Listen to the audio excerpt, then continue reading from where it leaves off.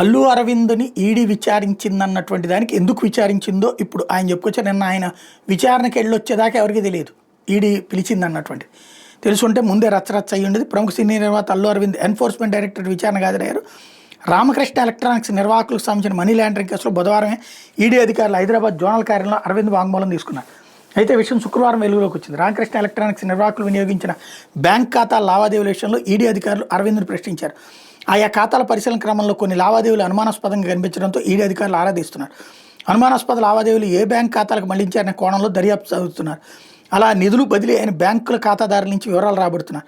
ఈ క్రమంలో రామకృష్ణ ఎలక్ట్రానిక్స్ కంపెనీకి అల్లు అరవింద్కు మధ్య జరిగిన బ్యాంకు లావాదేవీలు అనుమానాస్పదంగా ఉన్నట్టు ఈడీ గుర్తించింది. ఆ లావాదేవీలపై స్పష్టత కోసం అరవింద్ వాంగ్మూలాన్ని నమోదు చేసింది. రామకృష్ణ ఎలక్ట్రానిక్స్, రామకృష్ణ టెలిక్ట్రానిక్స్ కంపెనీలు సెల్ ఫోన్ల మార్కెటింగ్ వ్యాపారం నిర్వహించేందుకు యూనియన్ బ్యాంక్ నుంచి రుణం తీసుకున్నాయి. ఆయా కంపెనీలు డైరెక్టర్లు వ్యవహరించిన రవికుమార్, రాఘవేంద్ర ఆ రుణాన్ని ప్రమోటర్లతో పాటు తమ కుటుంబ సభ్యుల ఖాతాల్లోకి మళ్లించి ఇతర అవసరాలకు వినియోగించారు. అనంతరం రుణం ఎగవేయడంతో బ్యాంక్ అధికారులు సదరు కంపెనీవి మోసపూరిత ఖాతాలుగా 2019లో ప్రకటించారు. అనంతరం బెంగళూరు సిబిఐకి ఫిర్యాదు చేయడంతో 2022 డిసెంబర్లో 26న ఎఫ్ఐఆర్ నమోదైంది. ఆ ఎఫ్ఐఆర్ ఆధారంగా ఈడీ రంగంలోకి దిగింది. రామకృష్ణ ఎలక్ట్రానిక్స్ ద్వారా 101.48 కోట్ల సొమ్మును మళ్లించినట్టు ఈడీ ప్రాథమికంగా గుర్తించింది. డైరెక్టర్ బ్యాంక్ ఖాతాల్లోని 1.45 కోట్లను జప్తు చేసింది. తనకు 2017లో ఆస్తిని అమ్మిన వ్యక్తిపై ఈడీ విచారణ కొనసాగుతుందని, అక్కడ అకౌంట్ బుక్స్లో తన పేరు ఉంటుందని అధికారులు వివరణ అడిగినట్టు అల్లు అరవింద్ చెప్పారు.